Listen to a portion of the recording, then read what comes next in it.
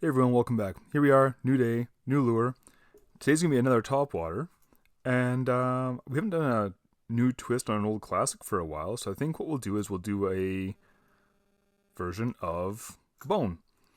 Now, traditionally, with bone, you'll have a color similar to this, with a hand-painted red gill, usually a red lip, and that's about it. I think we should make an attempt to make it look more like bone. So I've already taken the step of spraying the titanium white all over. We'll let it finish drying a little bit more, and then we'll come back for the next step. With some metallic white in the brush, we'll start by painting the belly. I'm just going to cover up the tail section because it is weighted, and that's actually the back of the tail.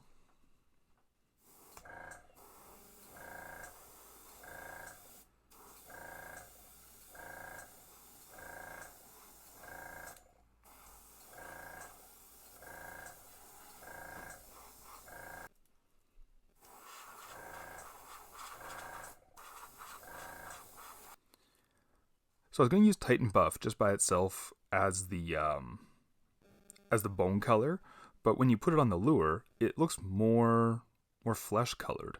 So I mixed up a little concoction here of about 20 drops of the Titan Buff, about 5 to 10 of this nickel azo yellow, another 5 to 10 of the sepia if you want,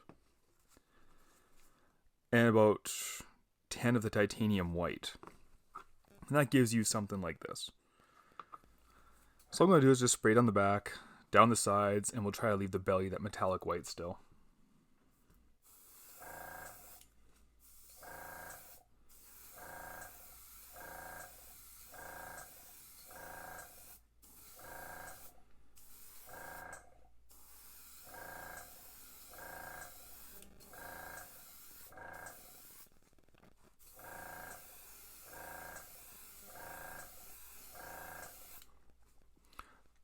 I want to make sure I get all the detail covered though, because that's going to be important for our future steps.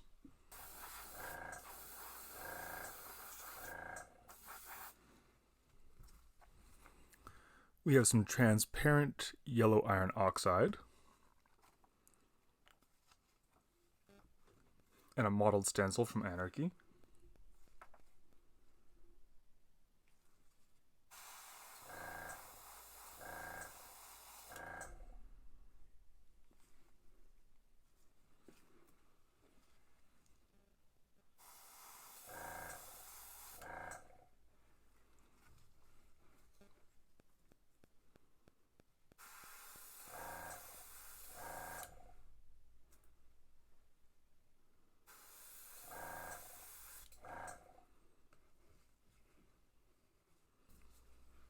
Okay, so as you can see, I used that transparent yellow iron oxide just to kind of go down on the cheek a little bit too. I thought it would be a nice little bit of texture on the cheek. I sprayed the whole thing with some UVLS clear. That's the 4050 gloss. And the reason for that, and then I heat set it, let it sit, let it cool completely, because this next step is going to be pretty abrasive against the bottom paint jobs. So sepia, as I've been corrected, we're going to use some of this, heavily reduced with the Wicked Colors reducer, in my little cup. And what I'm going to do, get a little paintbrush and a rag, a soft rag. We're just going to just gently paint over all the scales. Oh, this paintbrush has had better days. Because I noticed that when you look at a real bone, all those little nooks and crannies and pores and everything else that are in a real bone tend to have that little bit of distinction.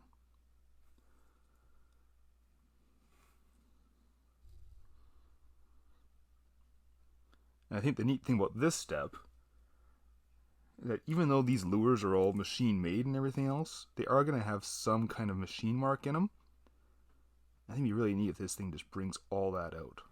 You can see I'm kind of going against any raised surfaces, just going to kind of go perpendicular to it just to get that really defined line and really get that paint in there.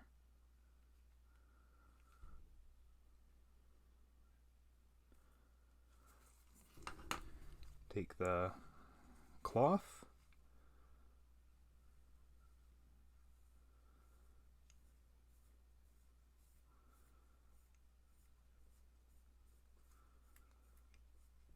and get a really kind of antiqued look to it. For the parts that have dried a little bit, just get a small amount of airbrush cleaner.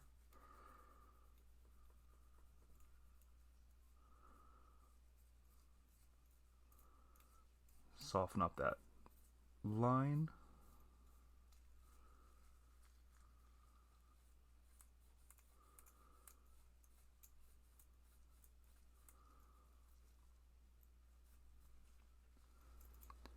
So just for a bit of comparison, so this is with the antiquing, and this is without. I'm going to go over the head a little bit more just to get more of that gill plate. All different directions here, just to make sure I get in all the little nooks and crannies.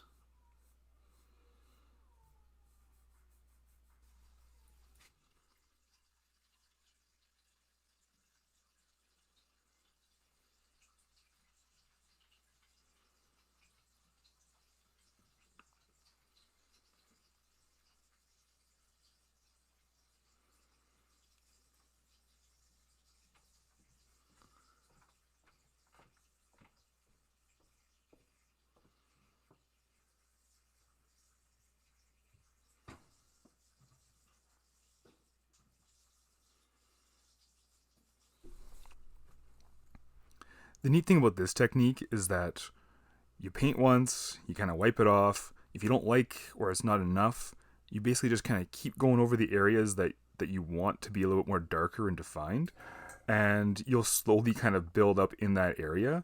And yeah, it gives it a pretty neat weathered effect. Okay, next step. Okay, I just kind of made a little outline of the gill plate here with some transparent red.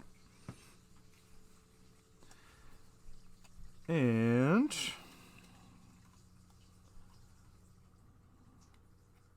we'll just hit the bottom half of this gill.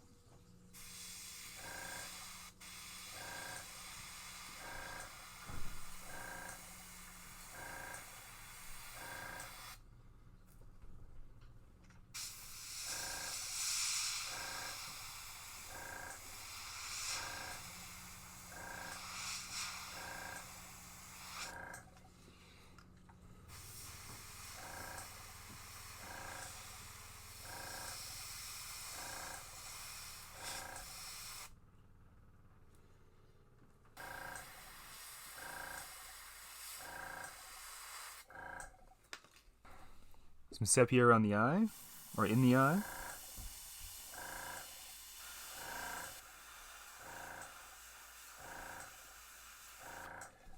Back to the modeled stencil. Put the sepia down the back as well, just lightly.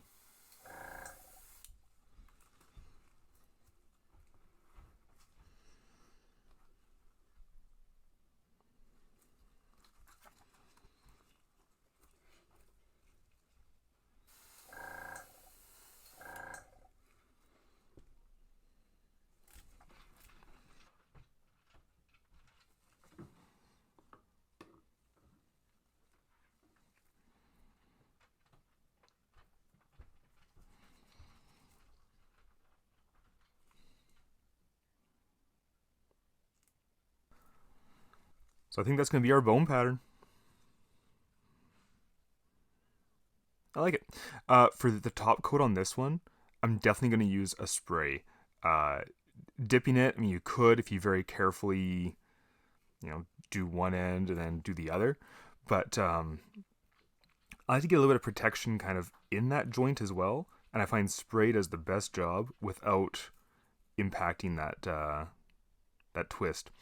Yeah, okay, just I'll be back. All right, here it is, almost done. Just got to put some hooks on, and I just wanted to kind of show you how I do that, because with these spinning tail types of lures, I do an extra step that involves some heat shrink tubing. So what we'll do is I like 2 different size hooks. So I'll use a size 6 on the belly and then a 4 on the tail. I find that typically with these type, because that's where all the action is, that's where I get most of the hits. So I'll get some split rings on, and then we'll go on to the next step. Now I'm pretty sure you already know this step, but in case you didn't, the eye of the hook should match up with like the V angle of the hooks. That way when your lure goes in, it just rests nicely against the bottom instead of having a hook scraping along the side. All right, just like so. Now for this step, basically just take your split ring, attach to the hook, place it over top of where that goes on the lure, and you'll get a ballpark idea of how big your shrink tubing should be. So we want to go just down the shank to where it splits, and then no further than the little twists here. So we'll start there. And if you're curious, this is the 1/8 inch heat shrink tubing.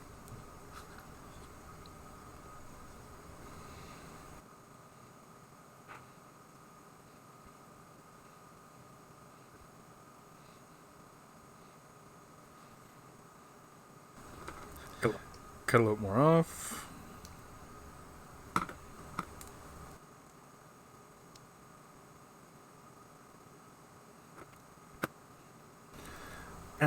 And same idea. You'd want it so that when it's attached, if it were to lay flat against the lure, it lays flat just like so.